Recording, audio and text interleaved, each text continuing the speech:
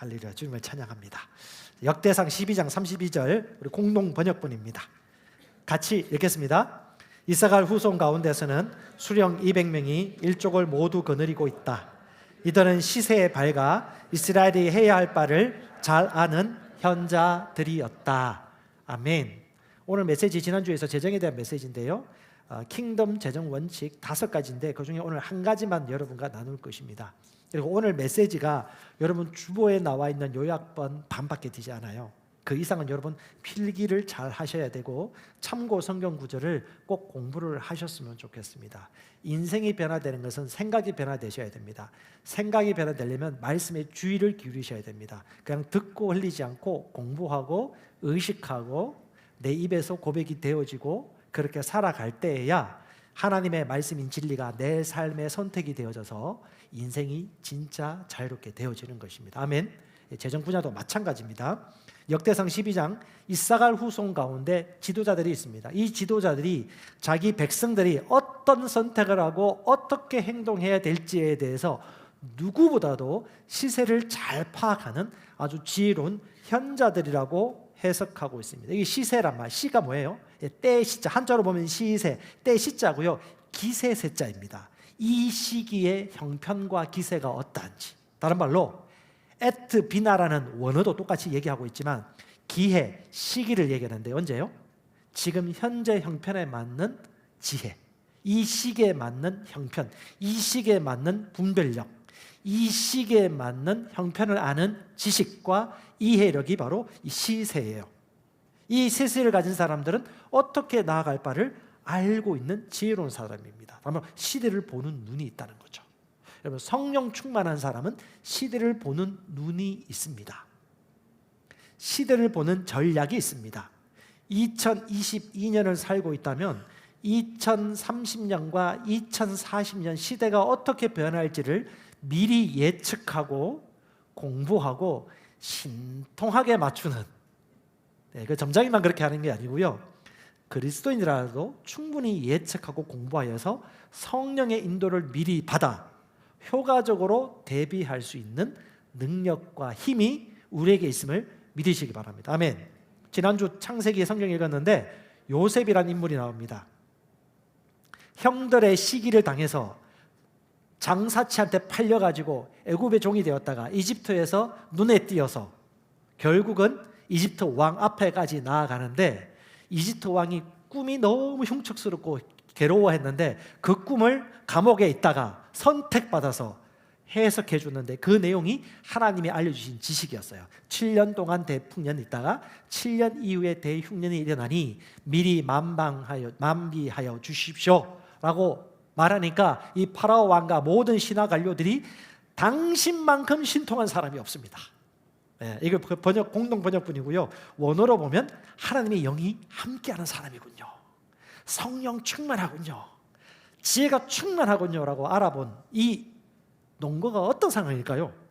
한마디로 14년의 시대를 분별하고 그걸 어떻게 방책을 취할지 철두철미한 지혜와 모략이 있는 자라고 그 불신자들, 하나님을 잘 몰랐던 그 세상 사람들이 인정했던 것입니다.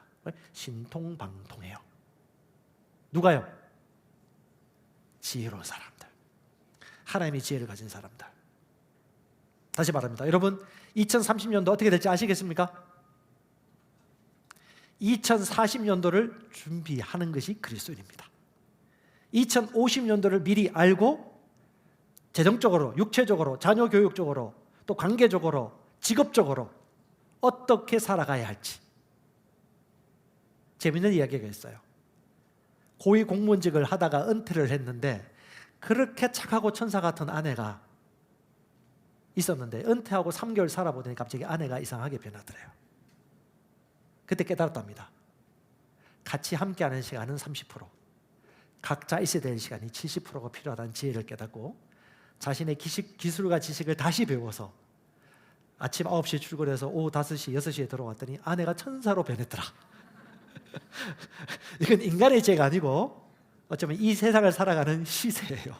이것도 저는 성령의 지혜라고 생각되어지는 것이, 성령 안에 기도하면서 우리 성도들에게 나눌 지혜와 메시지를 같이 공부하고 저도 공부하면서 하나님이 이런저런 정보와 성령 인도 가운데 접하게 되는 메시지들이죠. 아멘. 여러분, 성령 인도는 어렵게 생각하지 마세요. 성령 충만한 사람들이 성령의 감동과 지식을 받을 뿐 아니라 우리가 공부하고 접촉하는 정보와 책과 내용들과 사람들까지도 하나님의 호의를 받는 것입니다. 그러므로 저와 여러분들은 영, 홈, 몸, 지성과 감성과 의지와 영적인 보이지 않는 것과 보여지는 이 세상의 이치와 원리들을 철저하게 공부하면서 느헤미야처럼, 다니엘처럼, 요셉처럼 어떻게 곡식을 저장하고 어떻게 곡식을 베풀어 주고 땅을 사고 가축을 베풀어 주고 가축까지 가져가고, 이걸 윤리로 생각하지 마세요. 하나님의 지혜와 시세를 풍부히 알고 있는 사람들은 이 세상에서 주관하고 다스리고 인플루언스로 살아갈 수밖에 없습니다. 여러분, 직장 말단 직원일 때는 어쩔 수 없어요. 순종하고 순복하며 회사의 심정으로 회사의 입장에서 생각하는 게 마땅한 것입니다. 때가 되어지고 인정이 되어지고 선택이 되어지면요, 그 다음은 그들에게 성령 충만한 그리스도인으로서 영향을 미칠 수 있는 자리까지 가게 되는 것이죠. 그래서 여러분, 지혜로운 사람, 성령 충만한 사람, 시대를 잘 분별하는 사람들은 사고방식이 상당히 유연합니다. 그리스도인들은 유연합니다. 저는 아주 유연합니다. 예상하지 못했던 새로운 노래가 부르면 마음을 먹습니다. 이 새로운 노래를 나는 정복하리라, 영 안에서 경배하리라. 그게 습관이 됐어요. 그러니까 어떻게 해요? 아주 예상하지 못했던 그 엇박자 있죠. 아니, 엇박자 이거 뭐죠? 그게? 그 다음 박자에 들어가야 되는데 한참 마지막에 몰았다가 들어가. 충격이 와요, 한 번씩. 그래서 한 번씩 이런 마음 들어요. 내 90년대, 2000년대 초반에 불렀던 찬양 불렀으면 나는 그 마음이 쏙 올라오다가 아니야, 나는 변화를 추구할 거야, 요즘 젊은 세대와 소통할 거야. 그리고 이 임재 가운데 어떻게 찬양의 흐름이 흘러가는지를 유튜브 방송을 보면 이 수준이 높아지고 있어요. 이해가십니까? 예, 사고가 유연한 사람은 속도가 빨라요. 적응력이 빠릅니다. 새롭게 회사를 가더라도 새로운 세상이 도래한다 할지라도, 여러분, 미래학자가 얘기합니다. 100% 중에 변하는 건 20-30%다. 70%는 안 변해요. 근데 그 말을 조금 용어를 바꿔서 미래학자들이 설명하고 책을 낼 뿐이거든요. 그러면요, 변하지 않는 70%, 80%를 분명히 숙지하고 있으면 10%, 20% 변하는 것들은 여러분 쉽게 대비하고 준비할 수 있습니다. 그게 뭐냐? 바로 오늘 이 요셉과 같은 신통력, 지혜입니다. 유명한 기독교인 미래학자 두 분이 공동으로 쓴 책 가운데 그리스도인들의 재정관, 재정관리에 대해서 1세대 재정관리와 2세대 재정관리로 구분해서 설명하는데 아주 지혜롭습니다. 첫 번째는 재정관리는요, 여러분 잘 아시겠지만 열심히 일하는 것입니다. 땀을 흘려 노동해라. 일하기 싫거든 뭐 하라? 먹지도 말아라. 예, 그게 성경의 원리입니다. 예, 오늘 지금 놀고 있으시면 오늘 밥 먹지 마세요. 예, 은혜를 베풀어 주시면 드시고, 예, 열심히 일하는 것이 합당한 겁니다. 생산할 수 있고 노동할 수 있을 때 열심히 노동을 하고요. 그 다음에요, 아끼는 것입니다. 딱 필요한 소비 구조만 하고 나머지는 저축하고 절약하여 아끼면 어떻게 해요? 잉여 자금이 생겨요. 그걸 저축하는 것입니다. 혹은 투자를 하든지. 그리고 불필요한 소비 구조를 바꾸는, 이게 바로 전통적 재정관리라면 요즘 시대는 2세대 재정관리가 필요하다고 좀 확장했어요. 그게 뭐냐 하면 거대 자본주의 시대이다. 엄청나게 돈을 많이 찍어내니까 엄청난 인플레이션이 일어나고 화폐 가치는 떨어지고 자산 가치는 올라가고, 그리고 이 세상의 원자재 값은 폭등하는 이 현실, 금리 잠시 인상이 되고 있지만 금리 인하가 올까요, 안 올까요? 오죠? 자, 0% 금리일 때 지금 4%, 5% 될 걸 예상했나요, 안 했나요? 몰랐다고. 그럼 공부 안 한 거예요. 그러니까 그리스도인들은 충격받아는 안 됩니다. 예상했지 나는. 이것이 지혜입니다. 그러니까 거대 인플레이션 극대화가 되어지고요, 노동 현실이 너무 비참합니다. 이런 것들을 보면서 어떻게 해요? 현대 그리스도인들은 저출산 고령화, 정해진 미래를 예측하면서 어떻게 산업 구조도 바뀌고 직업 구조도 바뀌고, 그 다음에 지금까지 베이비 부머 시대가 열심히 노동 생산성을 이루어서 우리 X세대, Y세대, MZ세대까지 지금 먹고 풍족하게 살았지만 지금 그 베이비 부머 시대가 이제 은퇴하는 시점이잖아요. 그리고 15년, 10년, 15년 이후에는요, 생산 인구가 훨씬 줄어들기 때문에 엄청난 그 많은 인구들을 부양해야 되는 시대가 되기 때문에 경제로 상당히 불리합니다. 그럼 그걸 어떻게 해요? 지금부터 5년, 10년, 15년, 20년을 예측하면서 가정 소비 쓰임새도 그렇고 생산 가능할 수 있는 직장도 기술도 그렇고 미리 준비를 하는 것이 뭐다? 예, 지혜로운 성령 충만한 사람이다. 그래서 잉여 재산 관리 측면도 공부를 해야 된다. 그리고 재정 관리 들어가야 된다. 이거 우리 2세대 재정 관리입니다. 여러분 아시겠지만 지난 2년간의 코로나 발병 시기가 상당히 세상을 많이 바꿔버렸습니다. 생각지도 않았던 주식을 아는 사람들도 많아졌고 한국 인구 중에 2천만 명 이상이 주식 계좌를 텄고요. 폭락하기도 폭등하기도 하고 망하기도 하고 벼락부자 된 사람들도 있고 그리스도인 중에 늦게 버티다가 여기저기 다 한다고 하니까 들어갔다가 꼭지점에 물려가지고 엄청 고생한 사람들도 있고 빚내가지고 투기했다가 넘어진 사람들도 이게 온갖 소문이 다 들려요. 시대가 바뀌었습니다. 아주 동학에다가 서학개미에다가 돌풍이 일어나고 있죠. 네, 여러분 그래서요 시간은 정해져 있습니다. 시대는 충분히 예측할 수 있어요. 누가요? 세상 사람보다 그리스도인들이. 아멘. 공부하셔야 돼요. 저도 마찬가지고 저도 문외한이었습니다. 근데 성령의 인도를 받고 성도를 돕고 목회를 하고 셀 사역을 하다 보니까 이게 현실이더라고요. 생각이 안 바뀌니까 이상한 선택을 하게 되어지고 공부를 안 하니까 이상한 일들이 말려들게 되어지고 손해보는 일들이 비일비재한 거예요. 제가 한번 얘기했죠. 일산에 사시던 분이 이 복음 만나고 난 다음에 너무 좋아가지고 이 복음을 가까이서 배우고 싶어가지고 이사를 왔는데 집을 팔고 온 이후에 2년 후에 갑자기 폭동해버린 거예요. 그분을 제가 상담하면서 제가 느꼈어요. 목회가 뭐지?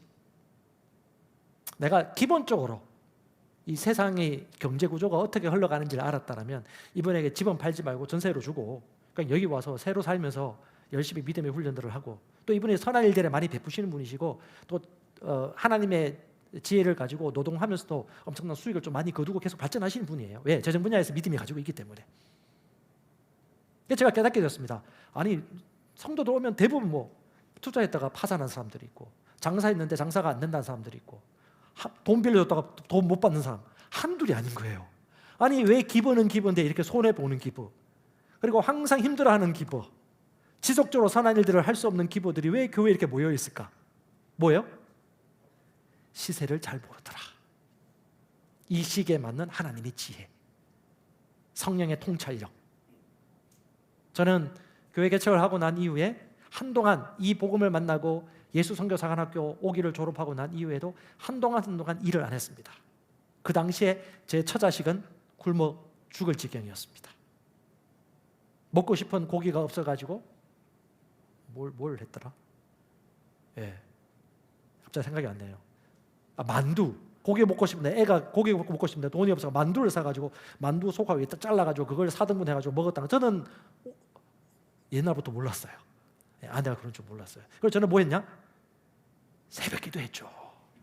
거룩한 사람이라서 처자식 죽도 말든 관계없고 나는 새벽 기도하고 나는 거룩한 목사님이고 교회 개척했기 때문에 기도해야 된다. 하나님께서 보내주신다. 맞습니다. 맞는데 시세를 더 정확하게 몰랐기 때문에 기도하다가 어느 날 견디다 못해 쓰러지던 우리 아내께서 갑자기 야간에 일을 하고 하셨어요. 그 송파의 어느 유명한 밤에 하는 거기 야간 새벽까지 일하고 와서 오전에 와서 세일 모임 인도하는데 그때 정신이 바짝 들더라고요. 이게 무슨 시츄에이션이야. 그때 다시 한번 계시가 열렸습니다. 하나님 거룩하게 무엇이고 영적인 것이 무엇입니까? 여러분 저 옛날 서울에 살던 집에 그 수위 아저씨가 자주 바뀌어요.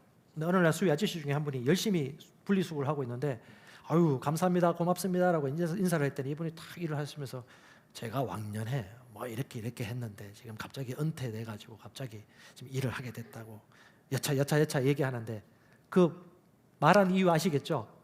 내가 원래 이런 일을 하는 사람이 아니었어. 난 이 정도 그 옛날에 자격도 있고 좀 명분이 있는 사람이야. 내가 이런 할 사람이 아니라는 걸 애써 얘기하고자 하는데 저는 그 말 할 필요가 없다고 생각하거든요. 좀 존경스럽더라고요. 지금 당장 해야 할 일들을 자기가 알고 그 일들에 뛰어들어서 가정경제를 돌보고 종류마다 마땅하거든요.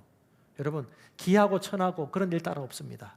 자신이 무엇을 할 바를 알고 지금 현재 어디에 있을지를 알고 땀을 흘리면서 노동을 하고 필요를 채우는 위례 신도시 뒤편에 보면 남한산성이 있습니다. 그 유명한 이병헌 씨가 주연했던 남한산성, 그 영화 주제가 뭔지 아십니까? 백성들을 살리기 위해서 실리를 추구할 것이냐, 우리 유교 전통인 이 우리나라가 어떻게 저 떼족에게 굽어 항복할 수 있겠냐, 끝까지 항전해야 된다. 실리와 명분의 싸움이었습니다. 저는 성경 말씀을 보면 볼수록 특별히 유교적인 문화 환경에 있는 대한민국 성도들은 명분보다는 실리를 생각하면서 성경 말씀을 본다라면 좀 더 해석이 많이 될 거라고 생각이 들어요. 생각보다 유교적인 이 생각이, 율법 의식이 하나님의 말씀을 제대로 보지 못하는 장애물이 될 수도 있다는 걸 깨달았습니다. 그래서 여러분 얘기하는 건 그거예요. 여러분 부를 추구하라 이런 말이 아닙니다. 부자가 되란 말이 아닙니다. 부자가 돼야 복 받는다 이런 말이 아닙니다. 그리스도인은 어떻게 살아가야 될 것인가? 그리스도인 다움이 무엇인가? 이 21세기 자본주의 시대를 살면서 그리스도인이 어떤 재정관과 가치관을 가지고 재물과 부에 대해서 어떻게 접근해야 될 것인가, 이 그리스도인의 소비 구조는 어떻게 해야 될 것인가에 대해서 다시 한번 생각하고 하나님의 지혜를 같이 구하자는 것입니다. 금융업 쪽에 일하시는 분이 수년 전에 저한테 찾아왔어요. 목사님, 제가 주식하고 있는데 정죄감이 든다는 거야. 그래서 그분에게 좀 말씀을 건거해서 좀 풀어줬어요. 그러니까 어떻게 얼굴이 환해지면서 정죄감과 죄책감을 갖지 말고 지혜롭게 투자하고 준비하시라고 얘기했더니 그렇게 좋아하고 가시더라고요. 그러니까 교회에서 재정 얘기 안 해요. 시시해요. 문제는 가지고 있는데 문제는 골마, 그리고 천국 가서 보상받겠다. 하나님의 말씀은 이 땅에서 얼마든지 이해가 되어지고 지혜가 될 수 있는 성경 구절, 주제마다 다 포함되어 있는데 그건 덮어놓고 그냥 기도하면 다 되겠다. 기도가 맞아요. 하지만 말씀에 지혜가 있는 것입니다. 그래서 여러분 말씀과 성령이 충만하셔야 되는 겁니다. 은사도 좋습니다. 은사는 하나님이 말씀을 통해서 주신 비전을 이루기 위한 도구입니다. 성령 충만한 사람들, 영적 은사를 추구하는 교회 이것저것 다니던 청년을 만났는데 그 청년이 그 얘기 하더라고요. 이 말씀을 배우고 책 읽고 공부하다가 저를 만났어요. 그러면서 저희는 그런 영적 은사를 추구하는 교회를 많이 갔었는데 말씀이 없어서 삶이 안 변하고 사람을 좀 조종하는 영이 있더라. 정확해요. 여러분 말씀이 우선이에요. 그리고 성령 충만입니다. 이 두 가지 같이 가셔야 돼요. 성령 충만하지 않은 사람은 말씀의 능력을 잘 모릅니다. 말씀이 구비되지 않은 사람은 성령 충만하고 은사를 쫓는다 할지라도 삶이 안 변합니다. 가족들로부터 외면당합니다. 관계가 깨어집니다. 일 제대로 안 합니다. 사람 함부로 판단합니다. 존중하는 태도가 별로 없습니다. 하지만 말씀과 성령이 충만하면 모든 삶의 분야에서 하나님의 지혜가, 시세를 아는 분별력이, 이해와 명철력이 모든 삶의 분야에서 눈이 열립니다. 아멘. 하나님의 말씀은 살아있고 활력이 있습니다. 아멘. 고백합시다. 옆 사람 보고 하나님의 말씀은 살아있습니다. 영원하십니다. 아멘. 예. 그런 면에서 여러분 오늘 말씀 잘 기억하시기 바랍니다. 자, 잠언 23장 4절 5절 말씀을 잘 보세요. 이게 어떤 말씀인지를 여러분 정확하게 해석하시고 믿음으로 가져가시기 바랍니다. 읽어보겠습니다. 부자 되기에 애쓰지 말고 내 사사로운 지혜를 버릴지어다. 뇌가 어찌 허무한 것에 주목하겠느냐. 정령 재물은 스스로 날개를 내어 하늘을 나는 독수리처럼 날아가리라. 아멘. 자, 이 말씀 보면 부자 되기에 애쓰지 말라란 말이 부자가 되지 말라는 말인가요? 어떻게 생각드시나요? 보통 이렇게 부자 되지 말아야지. 부자 되기에 애쓰지 말라고 했잖아. 그럼 부자 안 되는 것이. 부자 되지 말아야 되겠다. 부자 되라는 거요, 말라는 거요? 백신 맞으라는 거요, 말라는 거요? 교회 예배 오라는 거요, 온라인 예배 드리라는 거요? 소그룹만 가라는 거요, 대그룹 또 와보라는 거요? 애를 학교 보내라는 거요, 홈스쿨링 하라는 거요? 이런 질문 하지 마세요.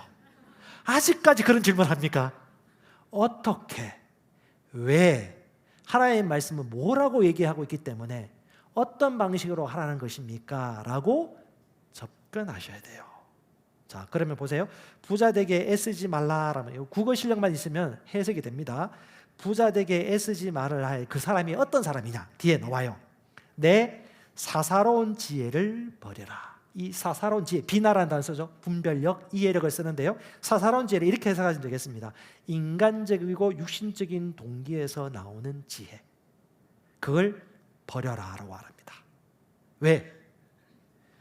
허무한 것에 주목하는 사람이기 때문에. 그러니까 허무한 주목을 하는 사람은 부자 되기에 애쓰는 사람입니다. 또 어떤 사람? 재물이 날개를 내어 날아간다. 날아가지 않고 영원히 이 세상에서 영원히 같이 할 것처럼 재물을 쫓아가는 그 동기를 가진 사람, 그 목적을 가진 사람, 어떤 사람? 부자 되기에 애쓰는 사람. 그래서 뭐 하지 말라? 애쓰지 말라고 하는 것입니다. 이해되시나요? 한 번 더 보십시다. 디모데전서 6장 9절입니다. 같이 읽어봅시다. 부하려 하는 자들은 시험과 올무와 여러 가지 어리석고 해로운 욕심에 떨어지나니 곧 사람으로 파멸과 멸망에 빠지게 하는 것이다. 여기서 부하지 말래요. 그렇죠? 부하려 하는 자들은 시험에 빠진다, 올무에 걸린다, 해로운 욕심에 떨어진다, 파멸과 멸망에 빠진다. 이 성경이 뭔가 틀려요. 여기서는 부와 종교가 주님께로부터 말미암고 돈은 쓰기에 너무 좋은 데가 많다고 얘기하는데, 또 여기 디모데전서 6장에는 부하려 하면은 이런 일들에 빠지니까 무슨 말이에요? 그러면 부하지 말라는 얘기 아닙니까? 라고 해석할 수 있는데, 좀 정확하게 보시면 이렇게 생각하시면 될 것 같아요. 부자가 되는 것을 삶의 목표로 삼고 있는 사람. 쉬운 말로 하면 스스로 만족할 줄 모르고 자족할 줄 모르고 부족한 것을 채우기 위하여 계속해서 갈망하는 사람. 바로 이런 사람들을 가리켜서 얘기하고 있는 것입니다.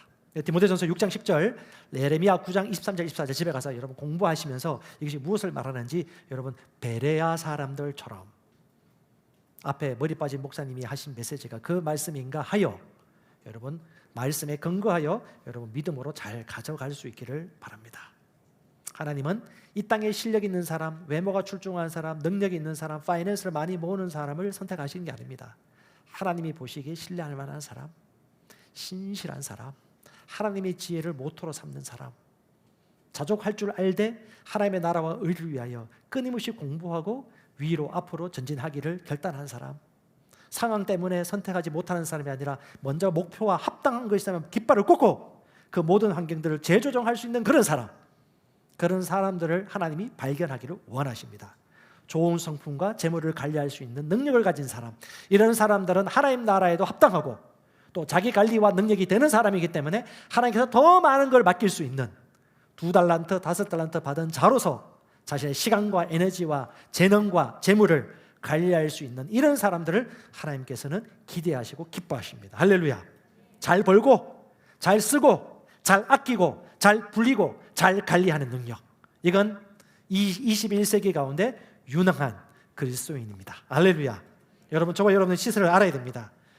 조영계 목사님께서 1958년도인가 7년도에 대조동에 천막교회를 세우고 난 다음에 엄청나게 교회사가 늘어가지고 수십망의 성도들이 큰 교회, 여의도 순복음교회를 이루었습니다. 이 순복이라는 단어가 풀 가스펠이에요.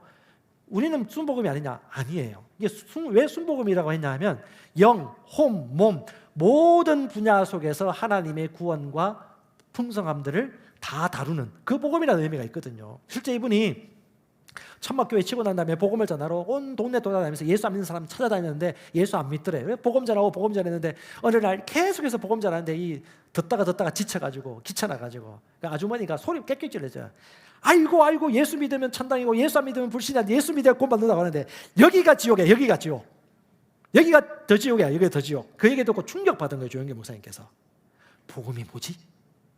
이 사람들에게는 지금 이 당면한 문제가 해결되는 게 복음이구나. 가정부라면 가정부라가 해결되는 게 복음인 거고, 지금 몸이 아프면 몸이 고침받는 게 복음인 거고, 애가 문제가 있으면 애 문제가 해결되는 것이 복음인 거죠. 그걸 보고 난 이후에 영, 홈, 몸, 네 혼과 마음과 네 하는 일들이 잘 된 같이 네가 하는 모든 일들이 잘 되고 네 육체도 건강하기를 원한다 해서 이제 풀 가스펠 순복음이거든요. 이 순복음 덜 복음이 있는 게 아니에요. 복음 자체가 이 복음인 거예요. 그럼 어떻게 해요? 복음은 다 다뤄야 되는 겁니다.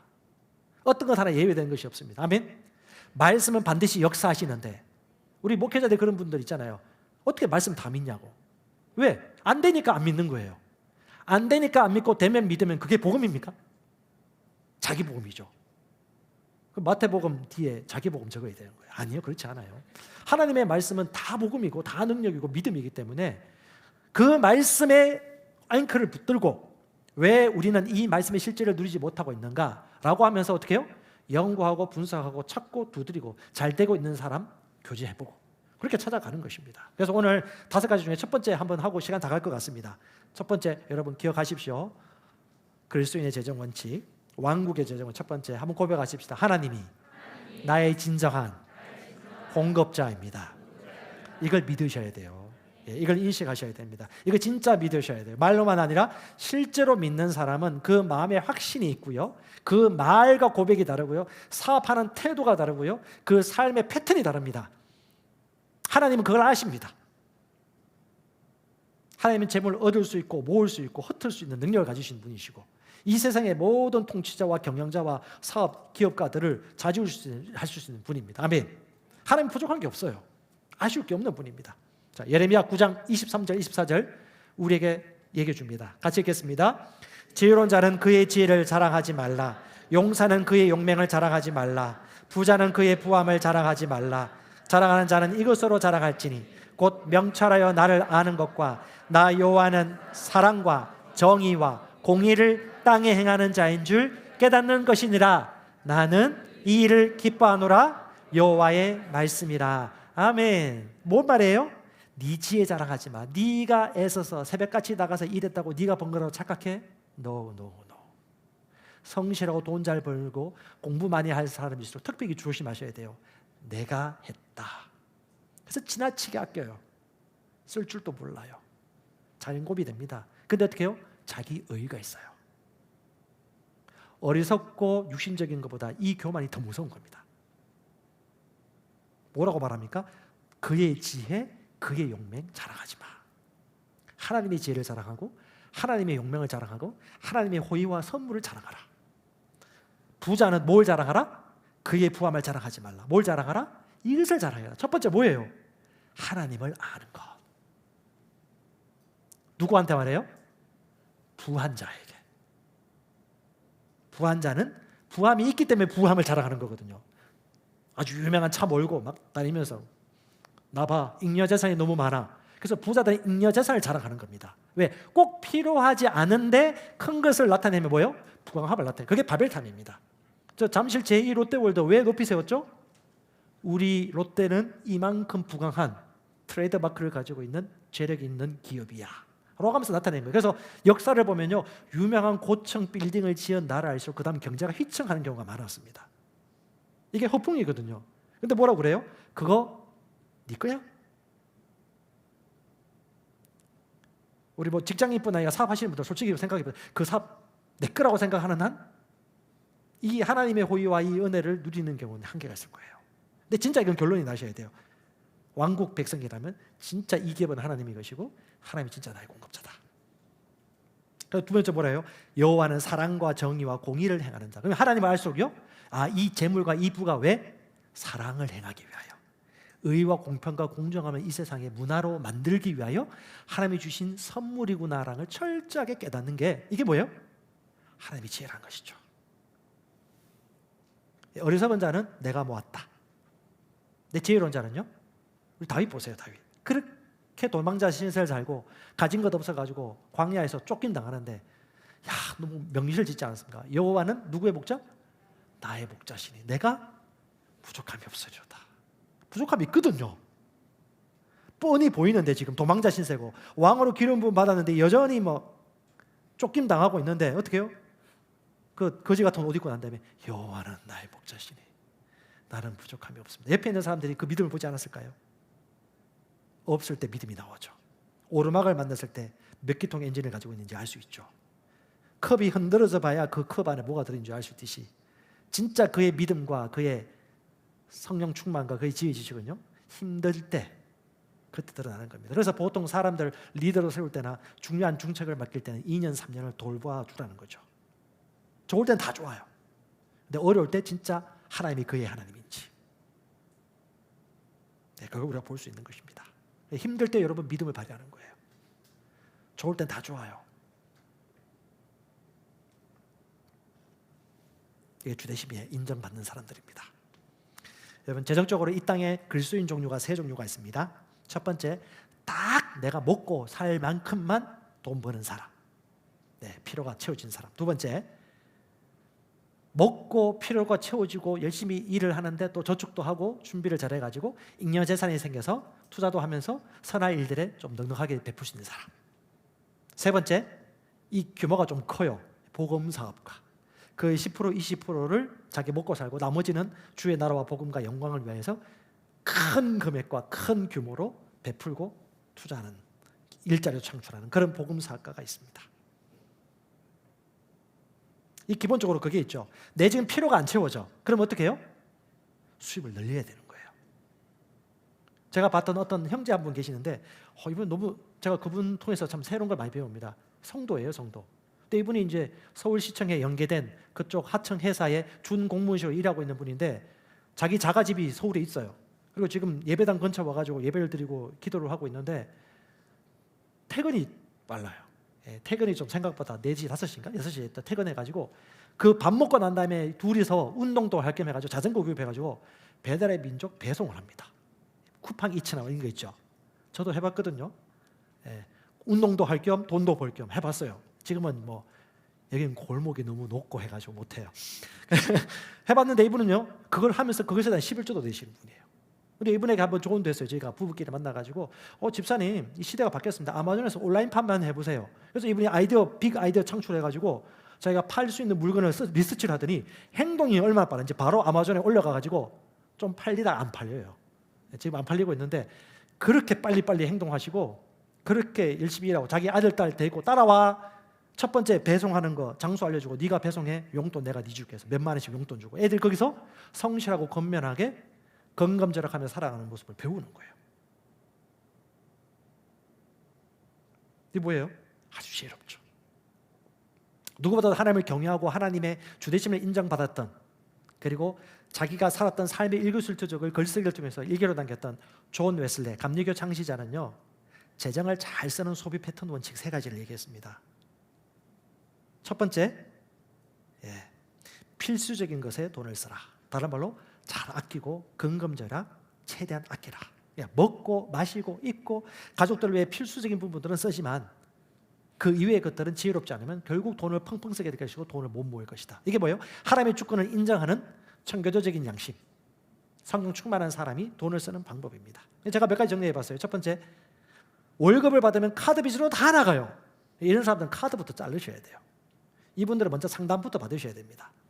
절대 영적으로 다른 분야에서 승진이 일어나기 힘들어요. 즉 먹고 사는 것 때문에, 결핍 때문에 생활비가 없어요. 카드 자르셔야 돼요. 저도 카드 자른 거 사진 찍고 있습니다. 그 과정 중에. 이마트 트레이더스 할인한다고 카드 만들지 마세요. 더 산다고요, 더 사. 아직까지 그 상술에, 여러분 공짜 없습니다. 은행에 공짜입니까? 공짜 문자 오면 그 공짜 문자 링크 들어가는 분 계십니까? 응모권. 그렇게 살지 마세요. 그 사람들은 호구가 아닙니다. 재정을 관리하셔야 돼요. 그리스도인들이라면. 지금 수입이 부족하다. 그러면 어떻게 해요? 제2, 제3의 수입을 창출할 수 있도록 기도하면서 현장에 나가고 땀을 흘리는 것이 뭐다? 성령의 인도를 받는 사람들입니다. 통찰력이에요. 그 다음에 통장 관리를 잘못하면 돈이 잘 안 모입니다. 통장 관리 한 3개, 4개, 5개 정도 통장을 관리하라는 게 급여 통장이 있을 뿐 아니라 생활비 통장, 그리고 비상금 통장, 투자 통장, 뭐 이런 저축 통장, 이런 통장들을 좀 관리한다면 재정 관리가 좀 잘 되어지죠. 이런 책들이 많이 나와 있어요. 대부분 지혜로운 그리스도인들 같은 경우는 재정의 청지 기조로서, 그러니까 프로테스탄트들이 누구보다도 자본주의를 잘 이해했고요, 노블리스 오블리제를 잘 발휘하면서 가지고 있는 것을 잘 불리고 잘 나누고 재정에 있어서 철저하게 관리를 잘했습니다. 유대인들 같은 경우는 구약의 성경 말씀을 그대로 믿어요. 그래서 구약 성경에 있는 아주 좋은 유익한 원리들을 유대인들이 너무 잘 활용하기 때문에 지금 세계 금융계를 지배하고 있는 분들이 유대인들이고요, 기독교인들이 유대인들의 지배를 받고 있습니다. 체주의 종이 되기 때문에. 그래서 기독교인들은 일어나셔야 돼요. 어떤 부분, 영, 혼, 몸, 재정, 관계, 건강 모든 분야에서 어떻게 해요? 철저하게 관리하고 지혜를 얻고 살아가는 게 마땅한 것입니다. 그 다음에 어떻게 해요? 수입이 늘거나 생산이 늘면요, 돈 좀 벌었어. 그래서 소비가 늘지 말고 소비 패턴은 고정시키고 투자하거나 저축하거나 흘려보내거나 씨앗을 심는 부분에 열린다면요, 그게 뭐예요? 복리 투자가 되는 거죠. 그리고 합당하게 더 베풀 수 있는 그 기반이 계속해서 넓어지는 것입니다. 그래서 여러분, 성공적인 기부의 삶을 분석해 본 책을 보니까 기독교인들 중에 기부가 많아요. 베풀고 주는 자가 많은데, 심는 자가 많은데 너무 고통스러워하는 분들도 많아요. 지나치게. 왜? 자기 관리가 안 되는 거예요. 지속적으로 한가마를 낳을 수 있도록 자기 관리가 되어지고 재정 관리가 되어지고 투자 관리가 되어야 되는데 이 마음만이 앞서다 보니까 어떻게 해요? 열심히 했다가 나중에 주님 그 다음 채워주세요. 근데 어떻게 해요? 주님은 또 다른 지혜를 주셨는데 이 1단계 외에 2단계, 2단계 외에 3단계 요 지혜를 왜 쓰지 않니? 라고 기도하면 인도받을 거예요. 네, 그리스도인들은 이 땅에 발을 딛고 삽니다. 그리고 성령의 인도를 받습니다. 하늘과 연결되어 있고 땅과 연결되어 있어요. 이 땅에 있는 교회는 하나님의 지혜와 명철을 모든 삶의 분야에서 절대 삶을 떠나지 않고 현실도 붙드셔야 됩니다. 오늘 그 말씀이 나오는 거예요. 그 다음에요, 돈을 못 모으는 사람의 특징이 과도한 빚을 진 사람, 조급해가지고 빨리 돈 벌고 싶어가지고 빚내서 투자하거나 과도하게 시장 조사도 하지 않고 사업을 무리하게 일으키거나. 그래서 많은 분들이 상담을 하러 오는데 꼭 일을 저지르고 오지 미리 안 와요. 저질러 와가지고 어떻게 해야 되겠어요? 왜 이렇게 투자했죠? 공부도 안 됐고 시세 상권 분석도 안 됐고 투자금도 다른 데하고 비교하지 않았고 일들이 너무 많고요. 또 돈 떼먹긴 분이 왜 그래 많은지 성경에 보면 웬만하면요 보증 쓰지 말라고 하고요. 줄 거 아니면 웬만하면 돈을 안 빌려주는 게 좋아요. 가족끼리도. 그러니까 이게 성경에 보면 잠언서에 보면 다 나와요. 그러니까 여러분 지혜는 어디 멀리 있는 게 아닙니다. 하나님 말씀 안에 다 있고요. 우리가 성령 안에 민감하다라면 충분히 모든 것들을 여러분 구분할 수 있습니다. 여러분 대한민국 해외 이민 갔다가 대한민국으로 돌아오는 나이든 노인분들 강창희 그 트러스트 자산운용 그 연금 그쪽 대표하시는 분이 항상 그 얘기 하시는데 여러분 유튜브 들어가면 영상이 아주 많습니다. 그분 영상은 죄다 보세요. 지금 3040은 미리 보세요. 5060도 지금 괜찮습니다. 미리 보셔서 10년, 20년, 30년 후에 세계 경제와 상황이 어떻게 될지를 미리 보시고 그다음에 그리스도인으로서 어떻게 재정 관리하고 어떻게 투자하고 어떻게 준비되어지고 어떤 기술을 갖춰야 될지. 제가 일부에도 얘기했는데요. 제 아는 목사님은 서울에서 저하고 비슷하게 교회를 개척했는데 성도가 잘 안 보이고 교회가 잘 세워지지 않았어요. 매달 180만, 200만 원 월세 나가는 거 말이 안 된다 빼라 해가지고 이분이 그 건물을 빼고 그 다음에 카페를 몇십만 원, 얼마 안 돼, 10만 원인가 15만 원 주는 거 빌려가지고 주일날만 온라인 예배 드리고 몇 명 와서 오프라인 예배 그 지하 카페에서 공예방을 빌려서 예배 드리고 있어요. 그리고 그분이 뭘 하느냐? 텐트 메이커로서 자비랑으로 복음 전하고 계속 이 목회사를 하기 위해서. 왜 돈은 벌어야 되니까. 아내도 열심히 일하지만 이분이 보일러 시공을 배우고 있어요 지금. 그 사수한테 배워가지고 자기가 직접 이 사업을 하겠다고. 좀 박수 쳐줬습니다. 잘하고 있다고. 명분이 중요하지 않아요. 여러분 지금 재정뿐만 아니고 학교 진학이라든가 학벌도 마찬가지입니다. 지금 회사에서는 인사관리 담당자들이 얘기합니다. 학벌에 속지 말고 다시 보자 스펙. 뭐 뽑았더니 너무 교만하는 거예요. 샌님 마인드. 헝그레 정신도 없고 담대함과 강인함이 없는 거예요. 너무 귀하게 자라서 좋은 학교 나오고 날마다 시험은 잘 쳐. 근데 상황 문제 해결 능력이 없는 거예요. 전기도 못 갈아요. 수도도 설비를 못 해요. 건전지도 앞뒤 잘 몰라요. 통장 만드는 것도 몰라요. 운전도 잘 못해요. 여러분 학벌, 스펙, 명분이 중요한 게 아니고 뭐다 지금은? 현장, 실력, 기술, 능력. 하나님께서 이 땅 가운데 얘기합니다. 유교의식 버려라. 과거 전통의식 버려라. 말씀이 뭐라고 말하고 있는지. 내가 온 것은 양으로 생명을 얻기 위하지. 그럼 생명을 얻어야 되는 거고 풍성히 살기 위해 풍성히 살아야 되는 것이고 질병에서 고침받기를 바라지. 그럼 그 부분에 대한 복음을 전하는 것이고 침술도 좋아. 복지정책도 좋아. 유치원 교육도 좋아. 하지만 중요한 것은 선교지에 가서도 뭘 하라? 결국 복음을 전해라. 아픈 자에게 손을 얹어라. 병든 자를 위하여 기도해줘라. 축사할 수 있도록 기도해라. 이 복음을 선포해라.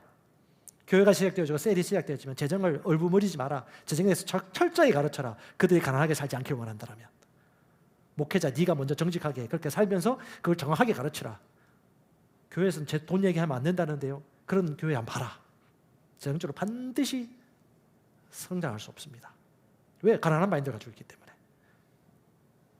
사람 눈치 보면요 하나님 눈치 보게 되죠. 아니 사람 눈치 보면요 하나님 눈치 안 보게 되죠. 잘 몰라요. 좀 길어졌네요. 그래서 돈을 최대한 아끼고 건금절약하라. 이거 첫 번째고 두 번째가 뭐냐면 기회 있을 때마다 선한 일들을 행하는데 돈을 쓰라. 지속적으로 돈을 쓰라. 선한 일을 행하는 데 있어서 이제 선교 헌금이라든가 지정 헌금이라든가 구제 헌금이라든가 이런 것들 여러분이 또 필요한 대로 심을 수 있는 것입니다. 여러분 11조는요 헌금이 아니에요.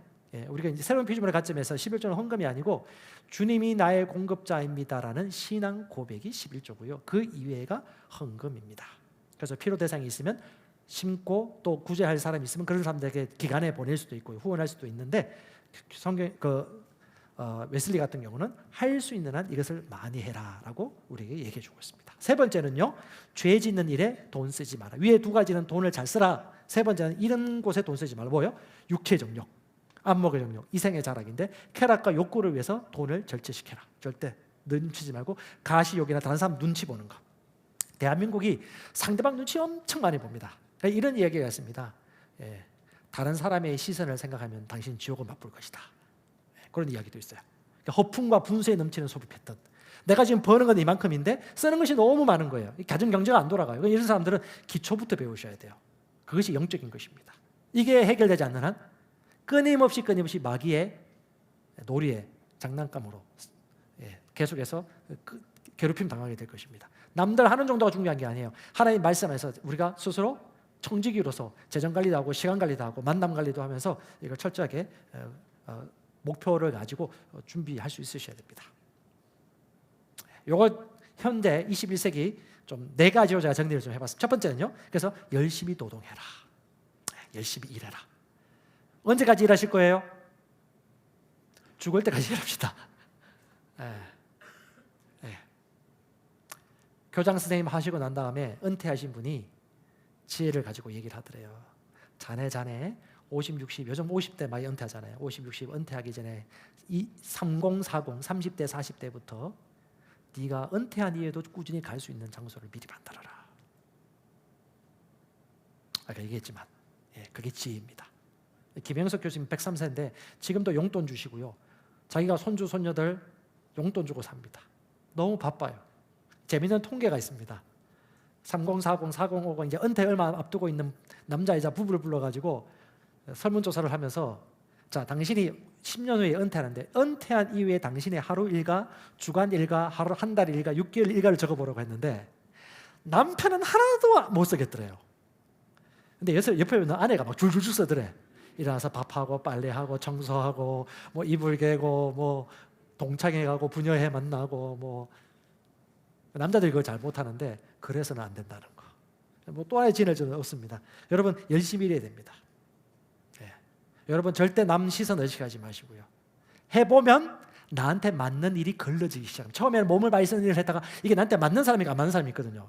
저도 허리 삐끗했던 적이 있습니다. 그래서 이건 내가 계속 할 게 안 되는구나 싶어서 다른 일들을 했던 적도 있었어요. 이게 해봐야 합니다. 처음부터 한 번도 안 해보면 아무것도 몰라요. 현장에 들어가셔야 됩니다. 두 번째, 건검절약하라. 저축하는 습관. 세 번째, 제대로 심어라. 계속 심어라. 심는 것도 목표를 세우셔야 돼요. 아니 못 심어요. 형편되면 심겠다. No. 그 거짓말입니다. 없을 때부터 작은 분량을 서서히 수입도 같이 늘려면서 같이 심는 걸 늘려가야지 절대 분리시키면 아무것도 안 됩니다. 네 번째, 잉여재산을 투자하라. 잉여재산은 저축하고 수입을 늘리든지 잘 건검절약 했기 때문에 생긴 거기 때문에 이거를요 일시불로 투자할 때가 있고요, 또 지속적으로 투자해야 할 때가 있고요. 그다음에 돈을 만들어낼 수 있는 그런 지혜가 있다면 그쪽에도 투자할 수 있는 지혜를 그리스도인이라면 충분히 할 수 있습니다. 자, 이것에 대한 하나님의 말씀의 근거가 여러 가지 나오는데 몇 가지만 추렸습니다. 자, 잠언 21장 5절 같이 한번 읽어볼까요? 시작. 부지런하고 계획성이 있고 넉넉해지고 성급히 부으면 가난해진다. 이 세 가지 나죠. 부지런해라. 게으르지 말라. 두 번째, 계획적이 되어라. 계획해라. 세 번째, 성급하게 행동하거나 부자가 되려고 하지 말아라. 쫄딱 망한다. 그래서 보통 성급한 사람들이 망하거나 성급한 사람들이 돈을 잃거나 성급한 사람들이 마이너스예요. 많이 봤습니다. 교회 안에서 어김없이 여러분 교회나 셀에 오시는 분들 보면 다 문제 있어서 오시는데 문제가 딴 거 아니에요. 부부 문제, 돈 문제, 건강 문제. 돈 문제 보면 대부분 이상한 투자. 빌려준데 못 받아. 그리고 가정 불화가 있고요. 이순신 장군을 좋아해가지고 그분 책도 좀 읽고 하는데 아주 재밌는 이야기가 나와요. 여러분 한산 보셨나요? 한산 보면 하객진 펼쳐가지고 적군의 별들을 완전히 전멸시키는데 이 한의학자가 이순신 장군 책을 쓰면서 이순신은 반드시 시뮬레이션을 돌렸을 것이다. A, B, C. 첫 번째, 이 한산도에 있는 그 큰 바다가 아니고 먼저 내가 쳐서 공격을 하면 그 넓은 바다에 갔을 때 첫 번째 패배할 수 있는 안이 있다. 공격했다가 저들이 강하면 우리는 쫓겨나야 되는데 그 좁은 협곡을 따라 도망가려다 보면 우리가 너무 속도가 늦어서 전멸당할 것이다. 두 번째, 우리가 먼저 쳐서 공격해서 우세하다 할지라도 넓은 바다가 뒤에 있기 때문에 걔들은 도망갈 것이다. 전과가 별로 없을 것이다. 그래서 나는 세 번째 결론을 이뤘다. 그들을 유인해가지고 우리가 원하는 바다까지 오게 해서 뒤에 좁은 수로로 쫓겨나가지 못하도록 만들고 난 다음에 하객진을 펴가지고 완전히 대성을 거둔, 그것이 뭐냐? 전 세계 3대 해전 중에 하나의 한산 대첩이죠. 아마 시뮬레이션 돌렸을 것이다. 자, 그러면 2030년도, 2035년도 우리도 시뮬레이션 돌려보십시다. 믿음 생활, 경제 생활, 자녀 교육, 부부 관계. 시세를 아는 사람은요, 인구 예측이라든가 저출산, 하이 인플레이션, 돈 가치가 떨어지고 내가 과연 수입이 없어질 때 그때는 어떻게 될 것인가? 지금부터 나는 어떻게 투자할 것인가? 이런 부분에 대해서 글쓰인들이라면 깨어서 공부하고 준비해야 되는 것입니다. 전도서 5장 19절입니다. 읽어볼까요? 또한 어떤 사람에게든지 하나님이 재물과 부요를 그에게 주사 능히 누리게 하시고 제 몫을 받아 수고함으로 즐거워하게 하신 것은 하나님의 선물이라. 이게 하나님이 재물과 부요를 누가 주신다? 하나님이 주신다. 그러니까 부는 그 자체가 악하지 않아요. 부를 주시고 부요를 주실 분이 하나님이신데 그걸 누리는 것도 합당한 것이고요. 자기가 일한 만큼 몫을 받아 즐거워하는 것은 무엇이다? 하나님의 선물이에요. 감사하고 기뻐하고 합당하다고 생각해 줘야 되는 것입니다. 그리고 전도서 11장 1절 2절, 이것도 여러분, 떡을 음식물을 물 위에 던져라 그러면 다시 되돌아온다는 말인데, 이거 전문맥 후문맥 성경을 잘 읽어보면 상당히 아주 좋은 우리 교훈을 우리에게 알려주고 있습니다. 공동 번역인데요, 제가 읽을게요. 돈이 있거든 눈 감고 사업에 투자해라. 참고 기다리면 언젠가 이윤이 되어 돌아올 것이다. 세상에서는 어떤 불이 닥쳐올는지 모르지만 투자하더라도 대여섯 목으로 나누어 하여라. 이게 투자하라, 그러니까 떡을 던져라, 이 말이 뭐예요? 그러니까 그 킹제임스는 NIV에는 리시버 리턴이라고 합니다. 반드시 그 수익이 돌아올 것이다. 그다음에 find it이라고 합니다. 킹제임스는 발견하게 될 것이다. 뭐예요? 투자 제대로 하면. 이 말이 투자하는 것도 있고요, 씨를 심는 것도 있고요, 자비를 베풀어 자선을 행하는 것도 있고요, 농사 짓거나 장사하는 것도 얘기하고 있습니다. 그런데 전체적인 의미를 본다면 결국은 제대로 투자하는 것을 얘기하는 것입니다. 심는 것도 투자하는 것이니까 이 모든 것이 그대로 돌아올 것이다. 그리고 여러분 잘 아시는 투자에 있어서 좋은 지혜, 이게 세상 사람들이 이 성경을 통해서 배운 것이죠. 뭐요? 한 바구니에 계란 다 담지 말고 6바구니 담으라고 얘기하고 있죠. 이게 다 어디서 나오느냐? 결국은 하나님의 말씀과 성경인 지혜로부터 이 경제학자들이라든가 투자가들이 다 배운 것들입니다. 도용한 거예요, 도용한 거. 그러니까 누구보다도 프로테스탄트 우리 기독교인들이 하나님의 합당한 기독교 기본 윤리와 더불어서 프로테스탄트 정신이 뭐냐면 이 자본주의에 근거하여서 철저하게 어떻게 경영하고 관리해야 될 것인지에 대한 그런 기술과 지혜가 성경 말씀에 웬만하면 다 있다는 것을 저와 여러분들은 발견할 수 있는 것입니다. 할렐루야. 율법의 저주에서 주님이 우리를 속량하셨습니다. 우리를 죽음에서 건져내 주셨습니다. 우리 질병에서 고쳐받고 건강을 누릴 수 있도록 인도해 주셨습니다. 아멘. 재정적인 분야에서 결핍이 아니라 하나님의 필요를 누릴 뿐 아니라 나눠줄 수 있고 심을 수 있고 더 많은 일들을 지속적으로 할 수 있는 그런 지혜를 성경을 통해서 하나님은 우리에게 공급해 주십니다. 여러분, 돈과 성경의 성경 구절이 거의 2359절이고요. 예수님의 비유 중에 거의 비유 중에 38가지 비유 중에 16가지가 돈과 재물에 관한 것입니다. 그러니까 돈과 재물에 대한 정확한 하나님의 말씀을 공부하고 연구하면서 관심을 가지셔야 돼요. 그러니까 질문하셔야 됩니다. 그래서 주식 하라는 거야, 말라는 거야? 백신 맞으라는 말라는 거야? 이렇게 질문하지 마시고 하나님의 말씀은 뭐라고 말하고 있냐? 어떤 원리와 어떤 방법으로 우리가 이것을 봐야 될 것인가? 마무리할게요. 시간이 아주 빨리 갑니다. 역대상 29장 12절에 주님 말씀하십니다. 부와 존귀가 주께로 말미암고 또 주는 만물의 주제가 되사 손에 건세와 능력이 있으니 모든 사람을 크게 하심과 강하게 하심이 누구 손에? 주의 손에 있습니다. 이걸 믿는다면 여러분 진짜 나의 공급자, 이 세상 모든 주관자 누구다? 하나님이신 것을 확신하는 것이죠. 그리고 마태복음 24장 집에 가서 읽어보세요. 열심히 달란트로 돈 벌고 관리한 자에게 뭘 한다? 주인이 그 행실을 잘 살펴봐요. 이 땅에서 어떻게 하고 있는지. 그리고 그에게 모든 소유를 맡깁니다. 청지기가 되는 거죠. 그러니까 이 땅에서 있는 우리 재물이나 모든 은사와 달란트라든가 이 모든 것들이 뭐죠? 내 것이 아니고 하나님의 것이라고 생각한다면 잘 관리하겠죠. 잘 남기겠죠. 잘 쓰겠죠. 진짜 믿음을 표현하겠죠. 하나님의 것이기 때문에. 자, 우리 마지막 하나님의 말씀 보겠습니다. 창세기 14장입니다. 아브라함이 자기 조카 롯과 모든 소유물이 전쟁에서 져가지고 포로가 되었을 때 자기 집에서 길리우고 난 훈련된 318명의 사람들을 데리고 가서 밤 야습해가지고 결국 건져왔을 때, 여러분 그때 그 소돔 고모라 그쪽에 있던 왕이 기뻐하고 축하하면서 아브라함에게 했던 말입니다. 제가 읽겠습니다. 아브라함이 그돌라오멜과 그와 함께한 왕들을 첩부 쓰고 돌아온 후 소돔 왕, 그 왕이 아브라함을 축복하고 말하기를 하늘과 땅의 소유주이신 지극히 높으신 하나님의 아브라함을 복 주십시오. 너의 원수들을 네 손에 넘겨주신 지극히 높으신 하나님을 송축하십시오 라고 하니까 아브라함이 그의 11조를 주님께 드립니다. 여러분 율법은 모세 시대예요. 아브라함은 모세보다 훨씬 이전에 살았던 사람입니다. 그러니까 11조는 율법이 아니에요. 구약 사람들의 전유물이 아닙니다. 이게 뭐예요? 신한 고백이고 주님이 나의 공급자라는 것에 대한 철저한 확신에 대한 반응입니다. 하나님이 이 아브라함의 마음을 기뻐 여기시죠.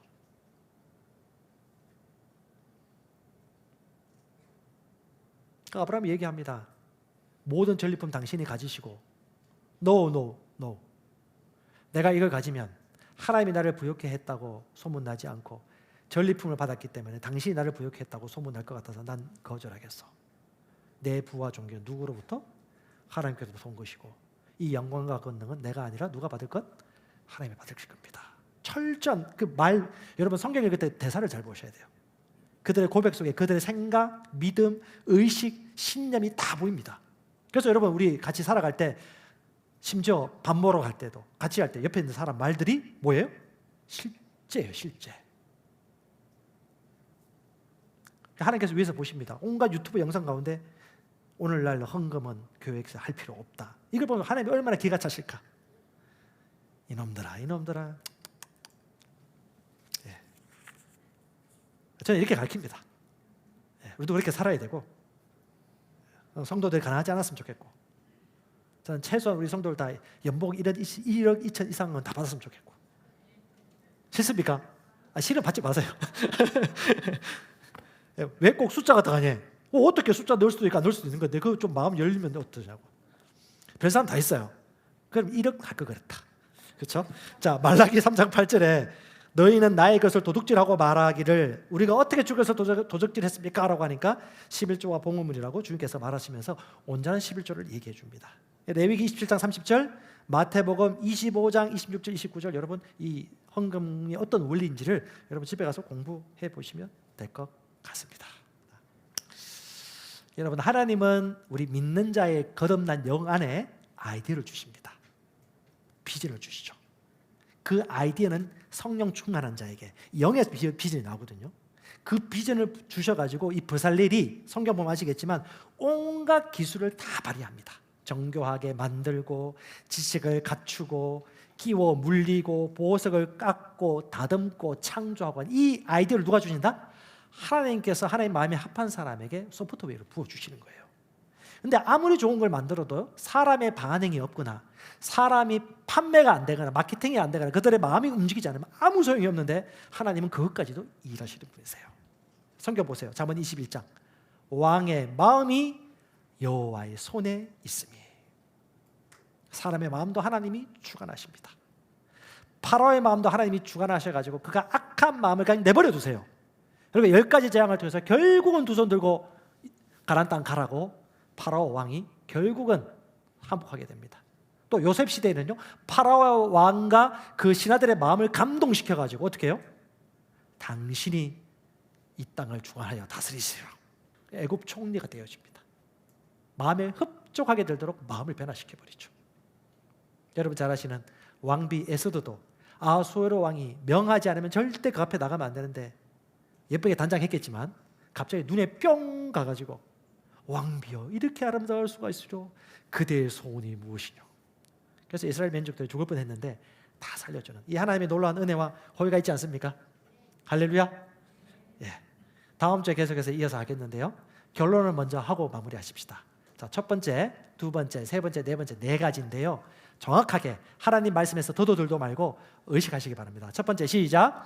부에 그러니 하나님이시기에 부 자체가 악한 것은 아니다. 두 번째, 나의 진정한 공급자는 하나님이시다. 세 번째, 문화 대명과 대사명을 이루는 도구로 부와 소유물을 선물로 주셨다. 네 번째, 부와 소유는 정당한 노동의 대가로 하나님이 주신 선물이고 은혜이다. 아멘. 영원한 것을 위하여 추구하는 자들은 영원하지 않은 것 때문에 주눅들거나 비교당할 필요 없습니다. 저와 여러분들이 누구의 자식들이고 그리고 무엇을 위해 가고 있는지를 기억한다면 여러분 건강이든 재정이든 모든 삶의 분야에서 여러분들은 명철을 발견하게 될 것이고 성령 충만해서 열매를 거두게 될 것입니다.